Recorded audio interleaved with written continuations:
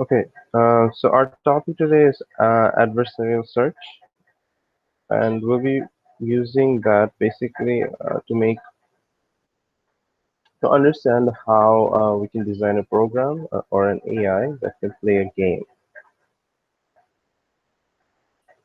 So first, let me share my screen, and we'll dive into it.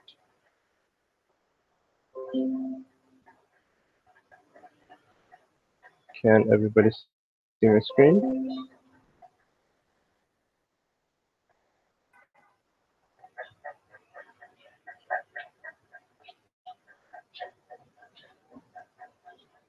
Are you able to hear my voice clearly, and can you see my screen? Yes, sir. All right. So today we'll be learning about game trees. To be more a bit precise, we'll be learning about the Minimax algorithm and also AlphaBeta Pruning algorithm. So first in the slide, there are a few examples.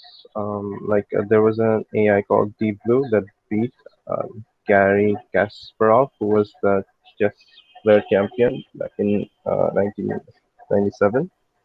So he was beaten by an AI called Deep Blue. So chess is a game where AI can do pretty well so far, and there are other games as well like checkers, Go, bridge. So there's some slides. We need to go through those.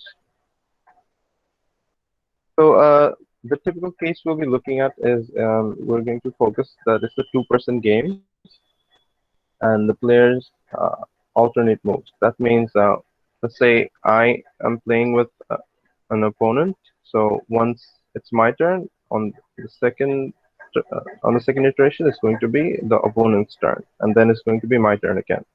So alternate moves. Each player gets one turn. And zero sum means that one player's loss is the other player's gain. So if I win, other player loses, and if I lose, the other player wins. So the sum is zero. That's why it's called zero sum. One player's gain, another player's loss. And we're going to assume there's perfect information. So both players have full access to the complete information or the state of the game. No information is hidden from either player.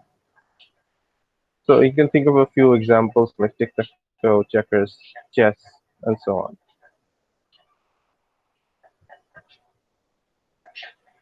Okay, so how do we play a game? And how do we make a computer learn a game? Well, if you think about it, if we're trying to make a computer play a game, we have to consider all the possible moves, and we have to make it choose that particular move that will give them the best outcome. So it has to go through all the possibilities and then choose the one that will benefit it the most. So if you think about it, a searching algorithm is required to determine all the outcomes and find the path that will lead it to the best outcome. And this is known as a game tree. We'll be looking at that in details a little later. And there's also something called min and max. We'll figure all these things out with an example.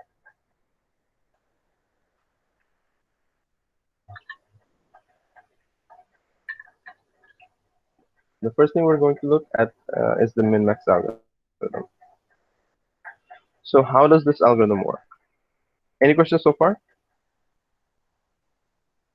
Minimax is an algorithm that helps us search through all the that helps us search. It's a searching algorithm that will help your program to determine which move is best for it. So it will look at all the possibilities, and then it will decide that this move is if I choose this move, this will lead me to the best outcome. So in this example, you see there's red, blue, and red. So your initial node should always be you or the computer, whichever you're trying to train. And since this is an alternate uh, turn event, so after you, your opponent should get a chance to move, and then you again. That's why these are alternate events. First, the root node should be you, and on the second row should be all the possible moves for your opponent. And after this is going to be you again, and the tree can go on. So the Minimax algorithm tells us that. Oh, another thing is you can assume that at the very bottom, the leaf nodes will contain values, and these values will you can assume that these are is there a term for that? It's not given on the slide. Okay, you can assume that these are the outcomes. So the higher the number, the better it is for you, and the lower the number, the better it is for the opponent. So what you will have to do is search for the highest number possible, and what your opponent will do is search for the lowest number possible. The higher the number, that means you are winning the more, and the lower the number, that means the opponent is winning the more. So how the Minimax algorithm works is you will start off with the leaf nodes, and then you will work your way up. The first thing you have to do is decide which nodes are min and which nodes are max. In this case, you are R, your opponent is B, and you are R again.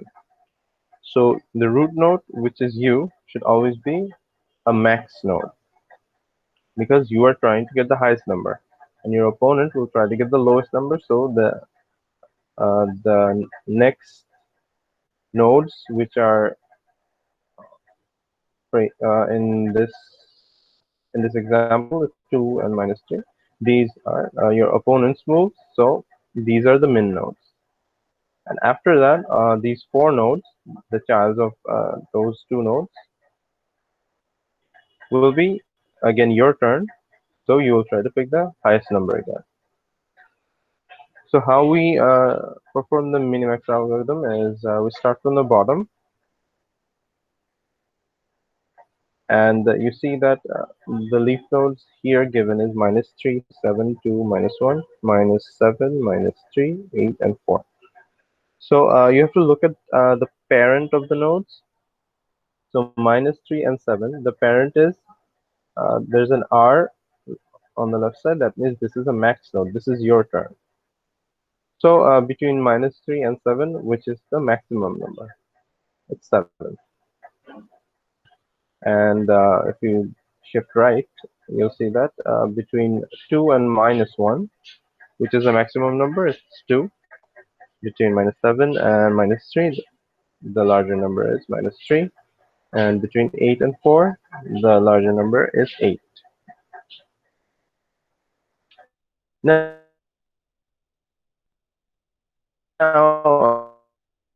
the parent, this means that this is the opponent's turn. So 2, which is the minimum value, because the opponent is aiming for the minimum value. So between 7 and 2, it's going to be 2. So the opponent will choose this side. And between minus 3, and after that it's again your turn.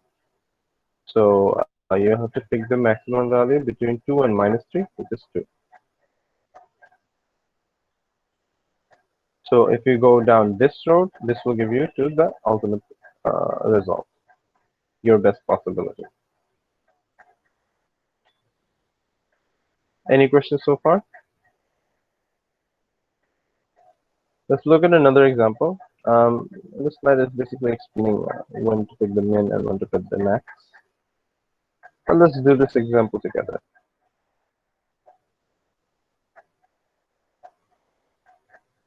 So there are 3 childs for each node. and there are some leaf values.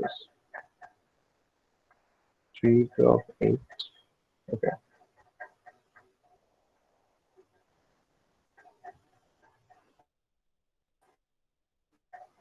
Any questions so far, or are you let's do an example together. Hopefully, you'll understand better how the Minimax algorithm works.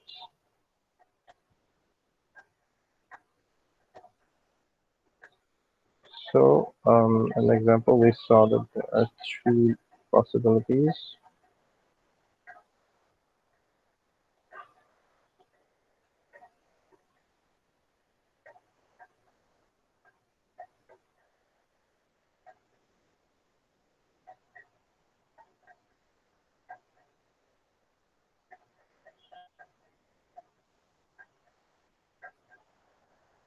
Three, 12, 8, 3, 12, 8, 2, 4, 6, 2, 4, 6, and 14, 5, 2.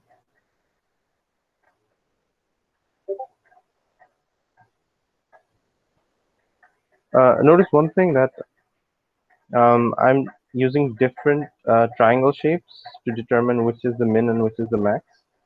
Since you will try to always determine your move, so the root node should always be a max, and I'm trying to differentiate max node by giving it a triangle which is pointed towards uh, pointed upwards, and these triangles are min. So this is a max, and this is a min. This entire row is a min, and this entire row is a max.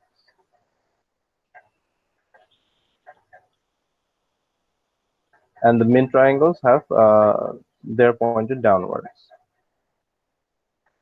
So let's try to run the algorithm. The first thing we're going to do is between 3, 12, and 8, which is the minimum value. 3. Then between 2, 4, and 6, minimum value is 2. And between 14, 5, and 2, the minimum value is 2.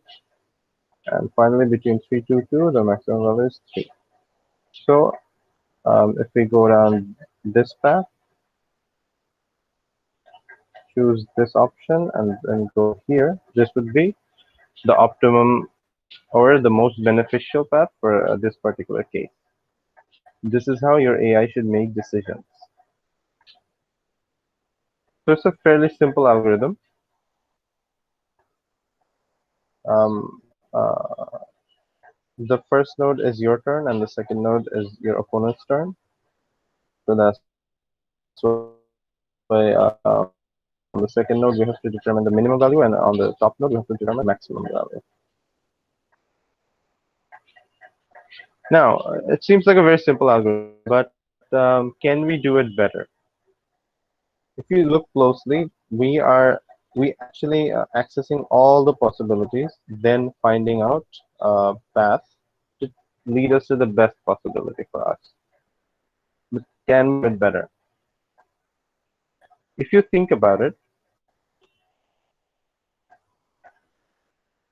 once we get 3 here, then on the next iteration, once we see 2, does that already determine that we don't have to check these nodes?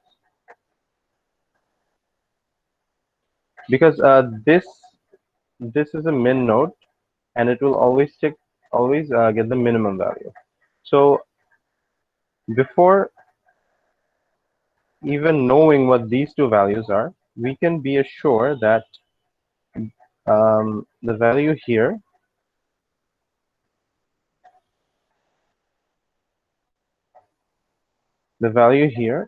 after just looking at 2, you can rest assured that the value will be less or equal to 2, because this is a min node.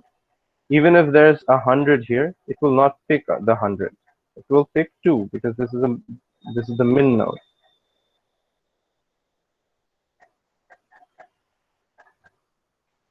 should be less or equal.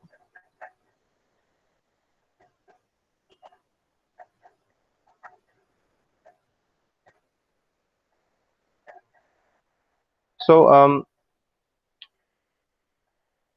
so after getting 2 in the first iteration, can we be sure that this the value of this node will be less or equal to 2? If there's a -1 here, yes, it will pick the -1.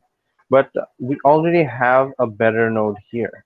It doesn't matter which value this has, as long as it's less or equal to 2, we're always going to go this way because this will give a better outcome for us.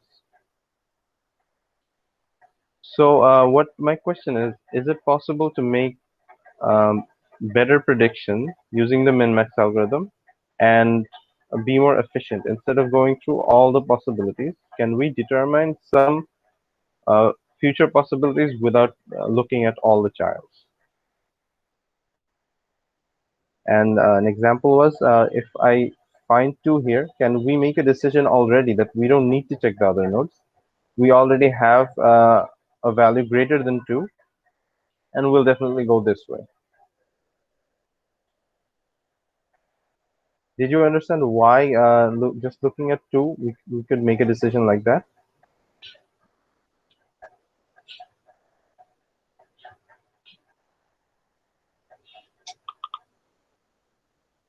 If you have any questions, you can ask.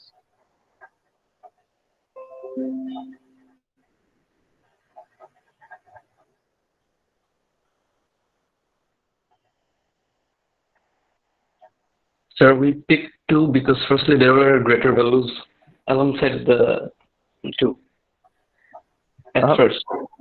Yeah. But when, for instance, if we get -1 or -2 at the very start, so shouldn't we pick those? Yeah, you can. But the thing is, even if you do pick, let's say, -1 here, will that finally make a difference? Because in the end, you have to determine which way you go, and you already found something that is, the value is 3. So you have to pick the maximum value. Even if this is -100, 1000, it doesn't matter. I'm going to pick the maximum value between 3 -1000 and 2. And I'm always going to go for 3. So unless I get a value greater than 3, I can always ignore the rest of the possibilities. For example, in this case, first I got 14. Does that mean I can ignore the rest of the possibilities? Not really, because 14 is greater than 3. I might actually go this way if the rest of the possibilities are also greater than 3. But unfortunately, there's a value 2 here, which will ultimately get fixed since this is a min node. If the value was 4 instead of 2, um, we would have picked 4 since the minimum value between 14, 5, and 4 is 4, and our decision would go this way instead of 3 because 4 is greater than 3. Going this way will give us a better outcome. So the idea here is once you come across a value that is less than your current highest value, then you can ignore the rest. In this case, we could have ignored it if this was a 1 instead of a 14 instead of 14. That means that means no matter what, this min node will try to pick the minimum value between 1, 5, and 14. Just looking at 1, we could determine that this value will be less or equal to 1 since this is a min node. If even if the rest of the values are greater, they're not going to be picked. Even if there's a 5, it's not going to be picked because this is a min node. But if there's like a -1, this might get picked, but ultimately it doesn't make a difference. We already have an output that gives a child that results in 3, so 1 or less than 1 doesn't matter to us. But sir, we can only say this once we have done it once. we have run through the algorithm once, right? Because 3 wouldn't be there in the first place. Yes, yes, exactly. First, we have to come up with at least one value. Then we can determine if we can ignore a few nodes or not.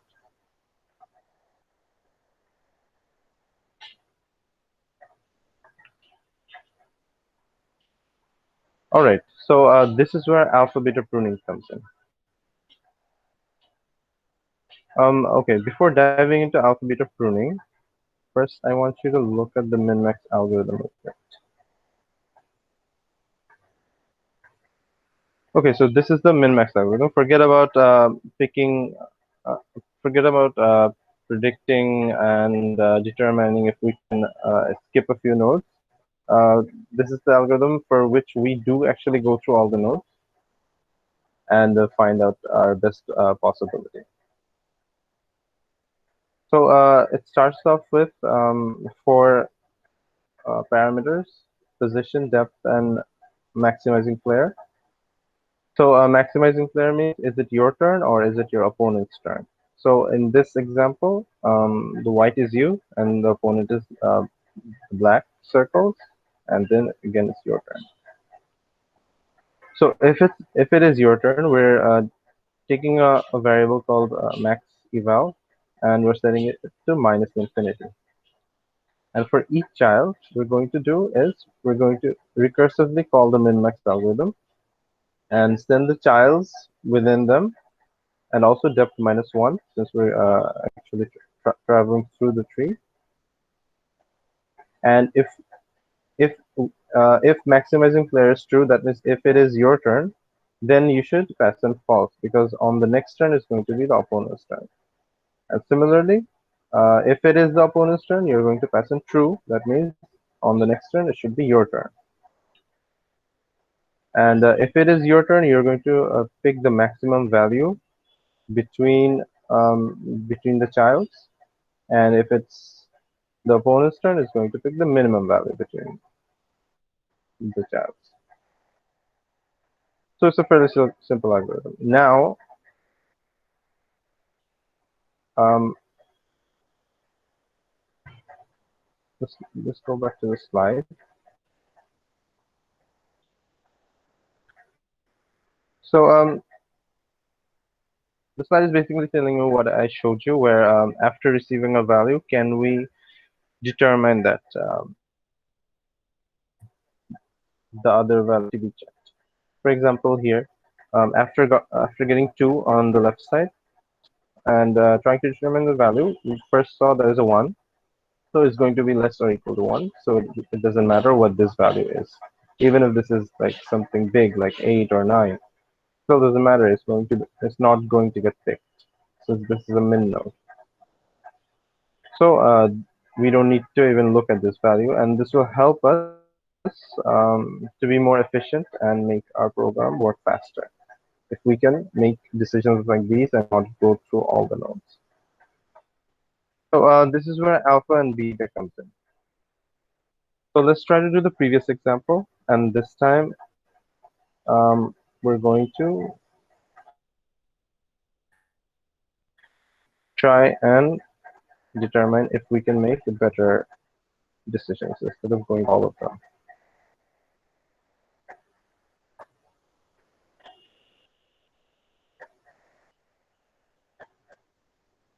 If you have any questions, you can ask.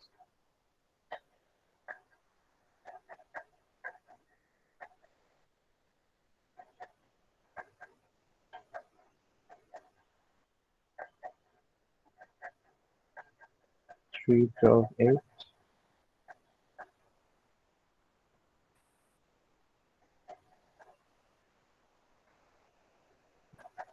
Percent.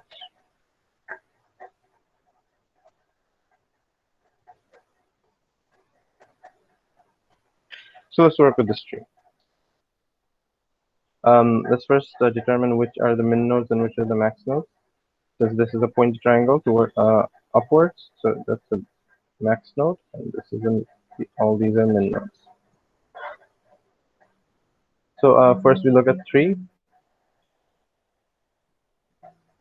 We look at 3, 12, and 8. We know that the minimum value is 3. Now, after looking at 2, we can see that we already have a better value. So this is going to be less or equal to 2. So um, draw that. So we don't even need to check these two values.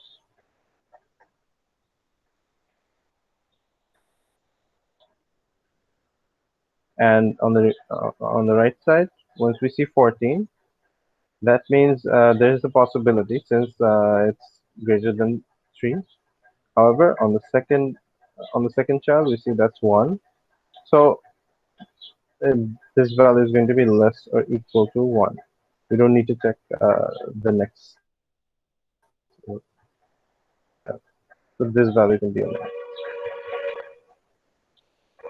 So in this particular case, we could omit 3 values, 4, 6, and 2. So that will give us better time compared to the min-max algorithm. This is known as alpha-beta pruning. And to do this, if we want to follow the exact algorithm, we have to take 2 more variables. Previously, we saw the Minimax algorithm, and this time we're going to look at the alpha-beta pruning algorithm. See, it's almost the same. However, there are a few extra lines that alpha should be the max value of the previous value of alpha or the child's value. Whichever is the max should be set in alpha. So there's a new variable called alpha and there's a new variable called beta. And there's a condition in which we can determine if the pruning is possible or not. By the pruning, we're saying that if we can ignore the next child.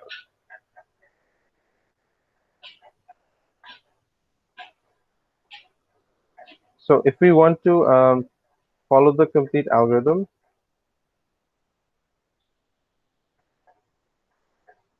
if we want to follow the complete algorithm, we also need 2 other variables.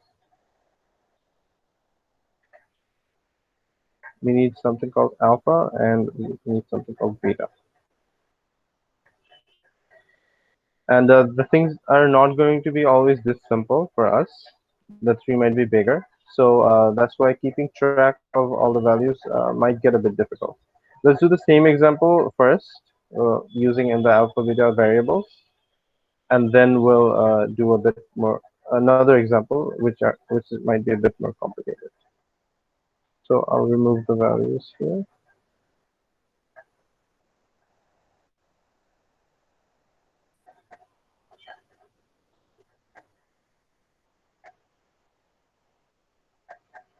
Okay, this is 4 and this is 6. And I think this might be 5.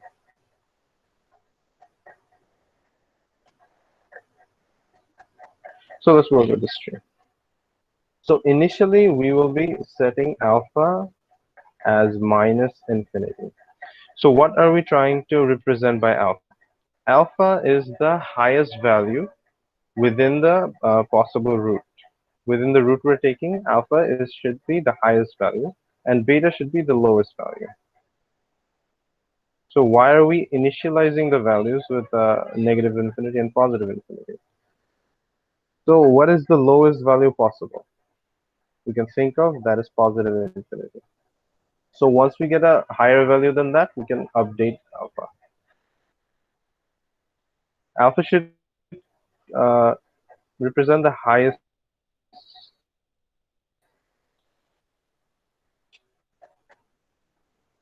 value in the selected root.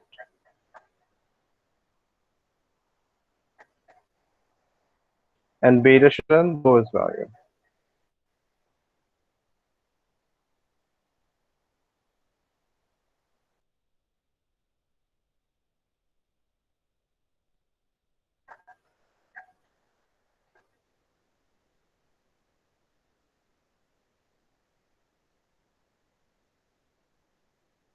That is higher than negative infinity.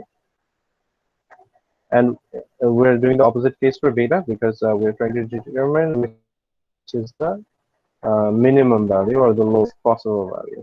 And once we get any number, we can replace that with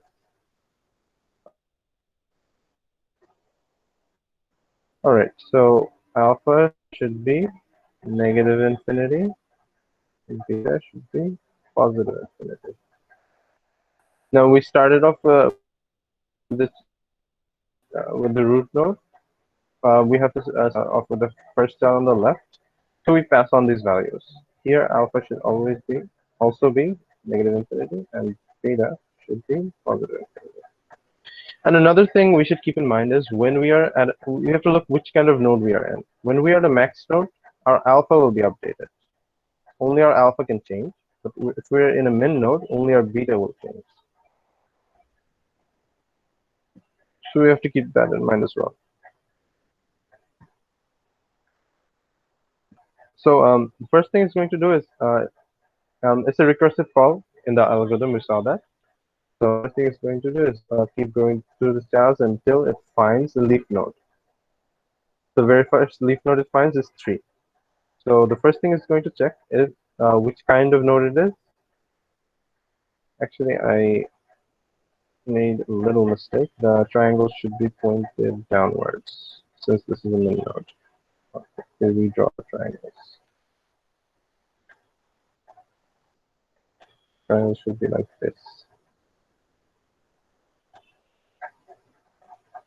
So just by looking at the triangle, we can determine that this is a min node.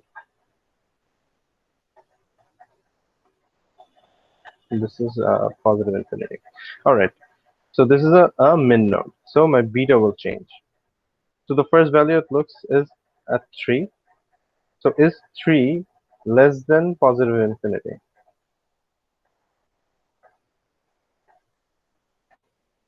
Obviously, yes. Any number we can think of is going to be less than positive infinity because this is the highest possible value. So when we see that beta is positive infinity, that means this was still undiscovered, this min node. However, now that we have a value, we can replace it with the value we got.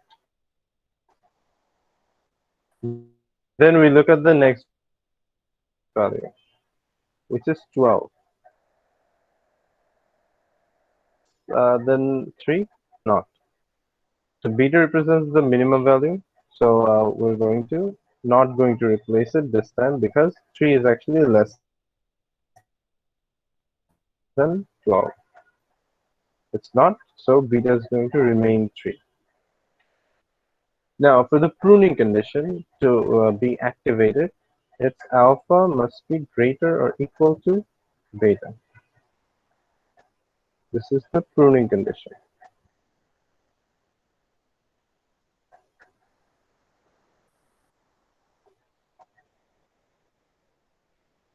So in this case, do we see alpha is being greater than beta? It's not because alpha is minus infinity and beta is 3. So beta is greater than alpha. So no pruning needed here. So we can put the value 3 here. Now we go back. Go back to the root node and then we explore the second child. Any questions so far?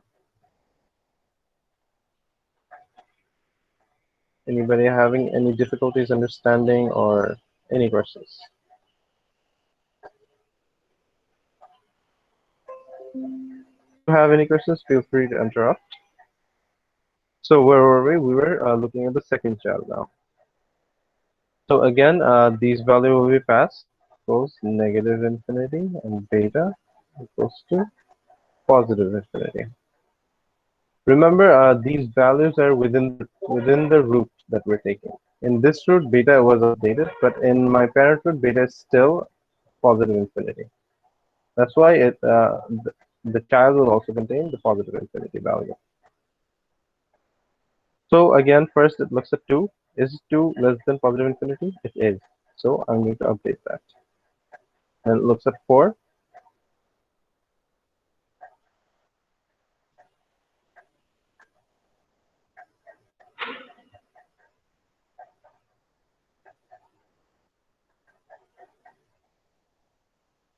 Hold on.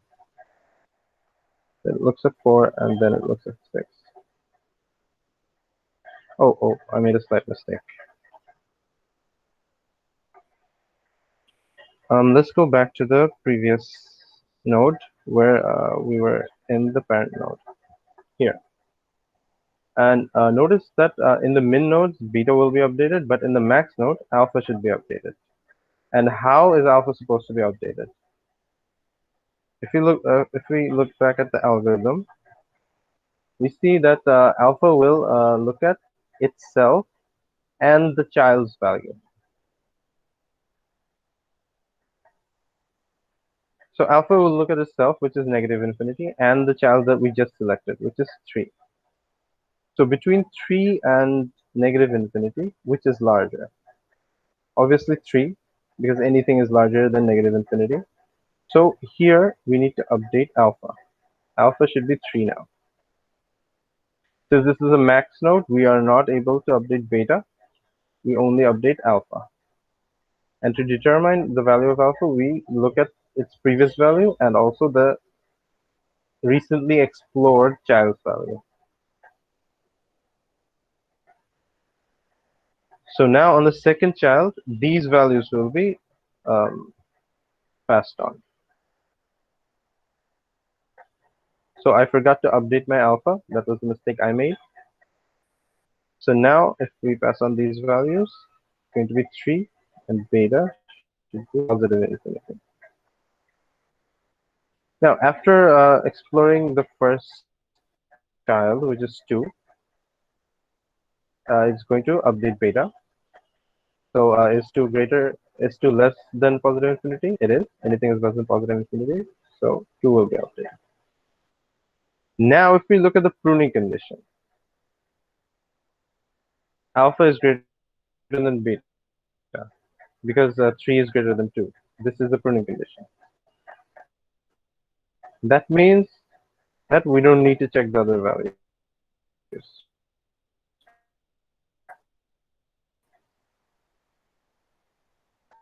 The pruning condition was satisfied, and we can be assured that the value here saw that 3 is greater than 2, alpha is greater than 2, so the pruning condition is satisfied. So we don't need to look at the other values.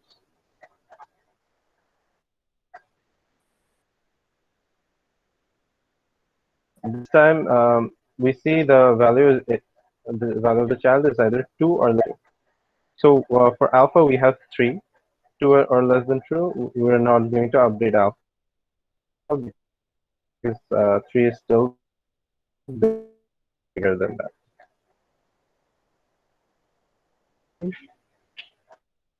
Beta should equal to positive infinity. So once we go reach 14, 14 is lesser than positive infinity, so beta will be updated. And if we check the pruning condition, is alpha greater or equal to beta? Is 3 greater or equal to? So the pruning condition is still not satisfied. However, when we come to 1, then we see that the beta, and after that we see the pruning 1. So in this case, we don't have to look at this value. It doesn't matter which value this is. It's going to be less or equal to 1. Since we already have a value greater than 1, it doesn't matter. We are not going to go through this road. We're going to go through this road.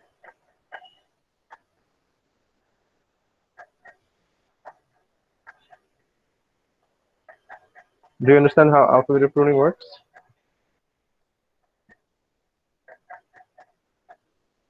Let's try another example, and this time we'll try to do it.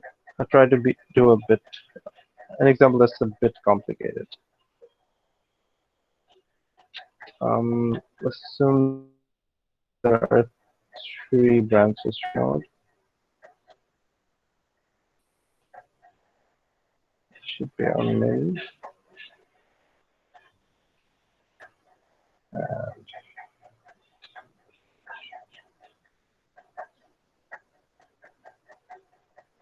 This should be our max again because after the opponent, it's going to be my turn again.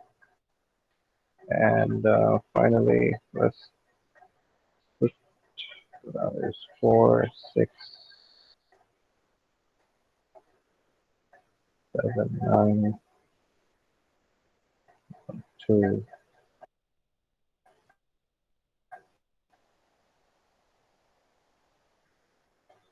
0, 1,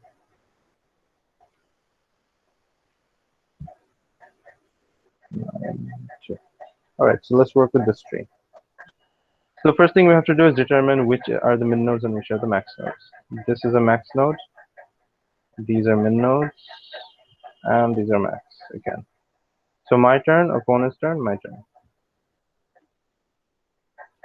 So this time we're going to use the alpha beta pruning method. So it's going to start off with negative infinity, and beta should be positive infinity. And I'll just write the pruning condition here, so we can check for if uh, pruning is required.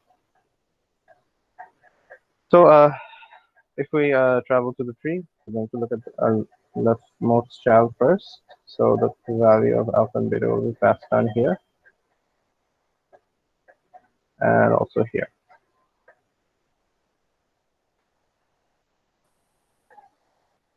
Notice this is a max node, so only the value of this node, if it will or not. First thing we look at is 4. Is 4 greater than negative infinity? It sure is. So this would be 4. And then it looks at the next value. It is. So what is my largest value? 6. So that should be within the value of this node. Now if we go back, what we're since this is a min node, the value of beta will be updated. So we're going to look at the previous value of beta and also the recently explored child, which is 6. So is 6 less than positive infinity? What do you think? Well, obviously it is.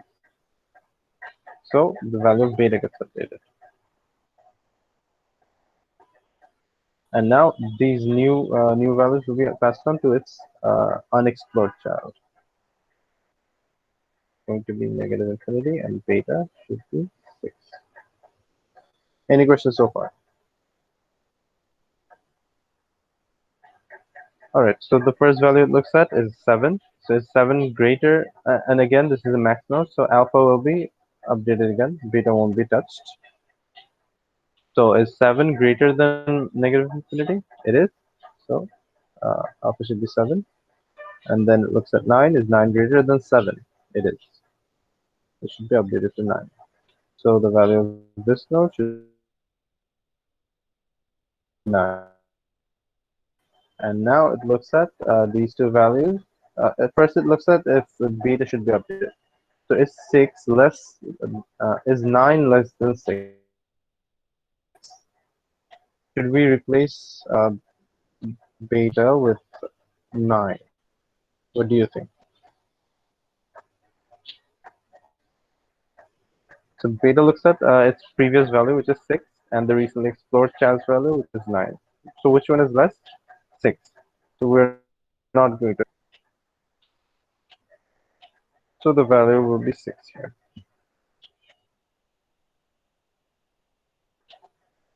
So far we see that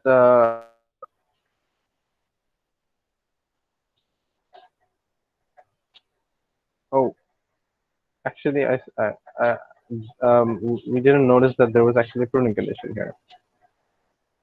So if we go back a little,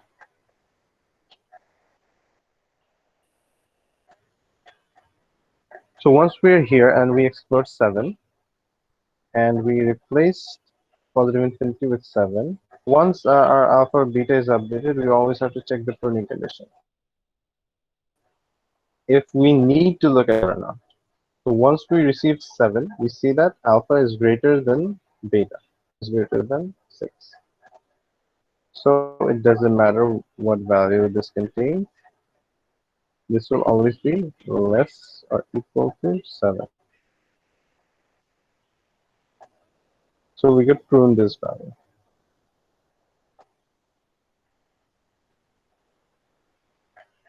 And now once we reach the parent node, we see that we have to compare between 7 and 6. So since 6 is still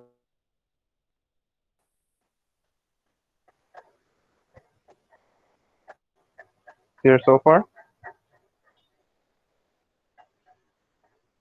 So once we got our first value, on every other turn, we have to check if the pruning condition is satisfied or not. Let's keep going through the tree. Maybe we'll find a better conclusion for us. So after getting this value, it will check if beta will be updated or not. It won't. So after it's going to go to all the way to the root node. And on the root node, since this is a max node, it's going to check if the value of alpha should be. It's going to look at the previous value of alpha, which is negative infinity, and it's going to look at the recently explored child, which is 6. So is 6 greater than negative infinity? It is. So alpha should be updated to 6 here. And these values will be passed on to the undiscovered child. Alpha should be 6. Beta should be positive infinity. And this will pass on to this child. Alpha should be 6. Beta should be positive infinity. So it looks at 1 first and updates alpha. Oh, or does it update alpha? We see that alpha is 6. This is a max node, so we'll be looking to update alpha or not. So we already see alpha has a greater value than 1, so it's not going to be updated. And on the second node, we see it's 2, so still alpha has a better value than 2. So alpha will remain same, but the value of this node will change to 2. Now we go back to the parent of this node, which is here. And since this is a min node, it will look at the value of beta. So beta is positive infinity, and the recently explored child is 2. So since 2 is less than positive infinity, this will be updated to 2. Now we look at the pruning condition. Alpha is 6 and beta is 2. So it is satisfied. What does that mean? That means we don't even have to check this entire branch. It doesn't matter what kind of value these branches contain. Since we already found something called 2, and this is a min node, and it will always choose 2 or something less than 2. It's going to be less or equal to 2. So even if we get, for example, 10, this will get picked here. However, since there's a 2 here, it won't pick the 10. This is a min node. So that's why the pruning condition was satisfied, and we didn't have to even check this entire branch. This entire branch was ignored.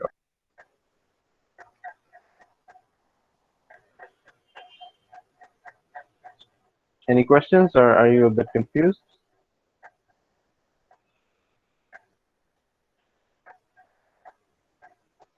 All right. So let's keep going. So since this entire branch is pruned, this is the final value of alpha beta here. And if we now we have to go back to the root node and explore this side. So before going back to the root node, we have to check since this is a max node, if the value of alpha should be updated or not. So the value we get here is 2. So since we already have a value greater than 2, alpha is not going to be updated. So now it goes to the child on the right and passes the value alpha equals to 6 and beta goes to positive infinity. It goes here, alpha equals 6, beta, um, oh, need a little more space, alpha equals 6, beta equals positive infinity. So first it looks at 8. So is 8 greater than positive infinity? It is. So it's going to be updated to 8. Now let's take the pruning condition. Is alpha greater than beta? No, it's not. Alpha is still smaller than beta, so we have to check the next value as well. So the next value is 1. Is 1 smaller than 8? It is. So while the pruning condition is satisfied here, we already explored all the nodes. So in this particular case, it doesn't matter. If there was an undiscovered node, then if the pruning condition was like here, we could completely prune the branch or the nodes. But since we're done here, there are no extra nodes beneath them. So while the pruning condition is satisfied now, it doesn't matter. So we're going to put 1 here. Now we can go back. And this time, what we're going to do is, since this is, Sir, I'm isn't sorry, this I a made max? another. Actually, since this is a max node, yes, exactly. Thank you for pointing that out. Since this is a max node, we're going to update the value of alpha. What I'm looking at is, I thought this was a min node. Or maybe I was just testing you guys if you guys were following along. Who knows? So anyway, so since this is a max node, I'm going to look at the value of alpha and try to pick the max value. So I look at 8, and is 8 greater than alpha's previous value? It is. So alpha will be updated to 8 now. And is 1 greater than 8? It's not. So the max value should be 8. And now going to the parent of this node. Since this is a min node, the value of beta should be updated. So between its previous value, which is positive infinity, and the value of its recently explored child, which is 8, 8 is the minimum value. So 8 should be updated here. Now let's take the pruning condition. Is 6 greater than 8? It's not, so we actually have to go and explore this branch. So again, the value of alpha and beta will be passed on here from the child to the child.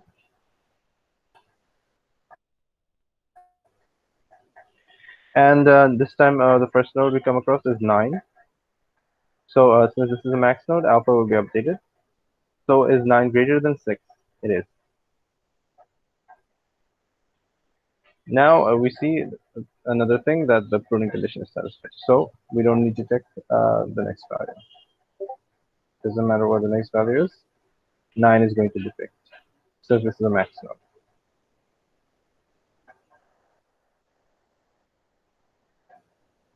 The value is going to be greater or equal to 9. Let me write that a bit better. Be greater or equal to 9. Alright, so going back up, which value is minimum between 8 or 9? 8. Since we already got a value 8, we could rest assured that the value 8 will be picked instead of something bigger, since this is a min node.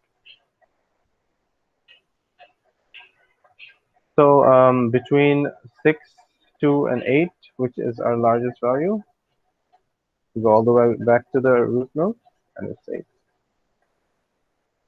So our best possible outcome is if we follow this route and go this way and finally pick 8.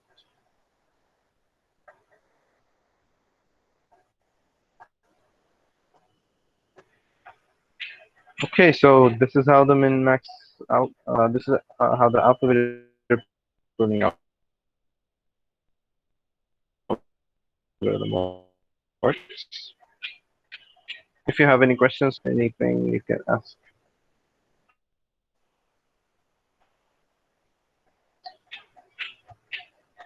In the slides, there are a few more examples. I think if you do a few exercises by yourselves, you'll get much better at this.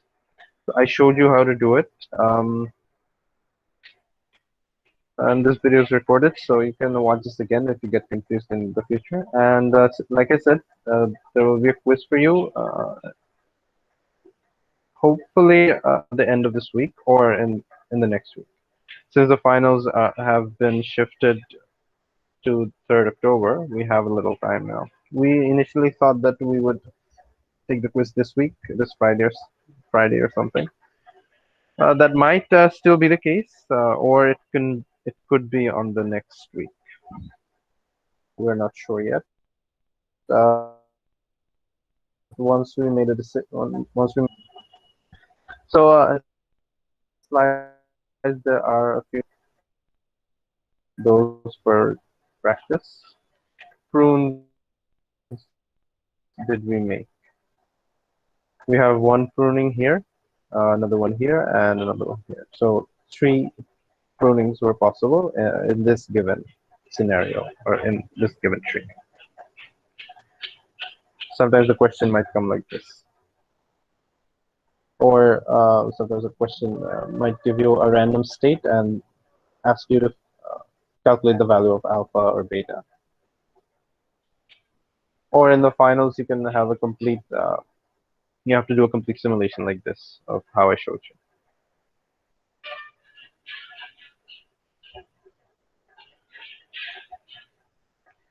And on these slides, it says that the worst possible case and the best possible case. So the worst possible case is order of b to the power d. B is the branching factor, and d is the depth. So b is how many branches a node has, and d is how deep is your tree.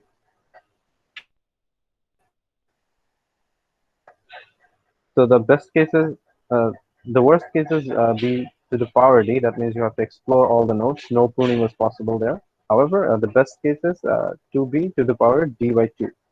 So that means the depth was divided by 2. So the result is if you're using a minimax algorithm and if you're using alpha beta pruning algorithm, the chances are, if it is for the best case for alpha beta pruning, that in the minimax algorithm you would have to go twice as deep. But in alpha beta algorithm, going half to that will already give you a decision and you won't have to check the rest. And in the very bottom line, you can see company in deep blue, which beat the world's chess champion. They found that they ran alpha beta pruning algorithm, and they found that instead of looking into 35 different possibilities, it was able to narrow it down to just 6. So that was huge. That made it very efficient and fast. So this is how alpha beta pruning algorithm can be very effective. So on the next slides, there are a few more examples given. That's not that necessary, and there's something also called expected minimax. For this semester, we're not going to go through these things. Uh, we're just going to cover alpha beta pruning and minimax algorithm, these two. So in this slide, you can ignore the rest of these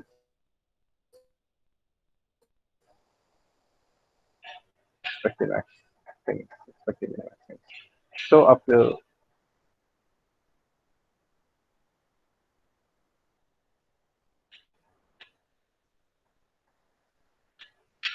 and I'll be giving you this once this lecture is complete. So have a look at the slide, and like I said, there's some more examples given in the slide. So do this, and hopefully you'll get better at this.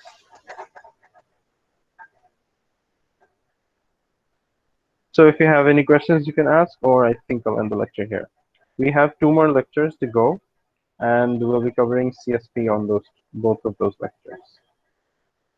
And like I said, we're going to have 1 more quiz, and we're going to have an assignment on probability. We covered probability in the last lecture. So if you haven't went through that, the link is given in the Google Classroom. You can go through that before doing the assignment. The assignment will be posted in a few days as well.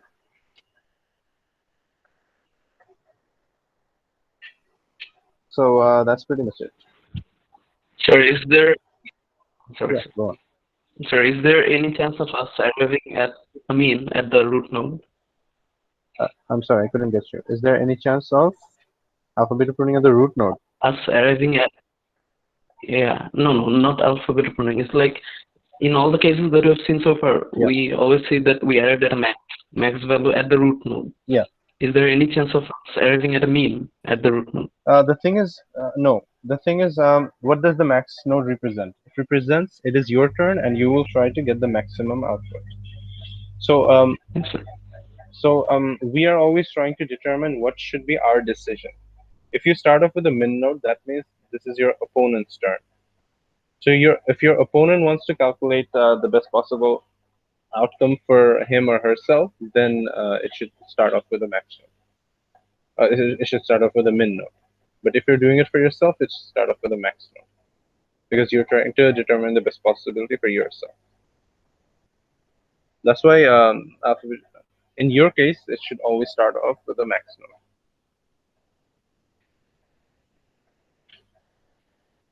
The max nodes represent that this is your turn. The min nodes represent that this is your opponent's turn. So this was your turn, and these were your opponent's turn, and after that, these are your turn again.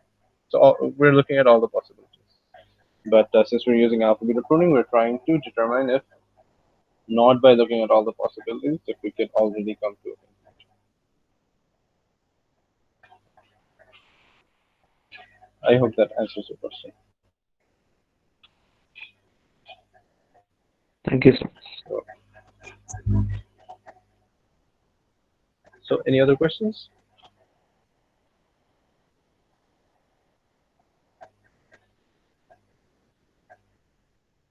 All right. I think I'll end it here. So thank you guys for coming, and go through this lecture again if you're not entirely sure how we're doing this, and go through the slides as well. And if you do come across any questions later on once you're doing it, you can always reach me in the classroom or through email. So I think I'll end it here. Thank you for coming. Stay safe and have a nice day. Sir Yeah.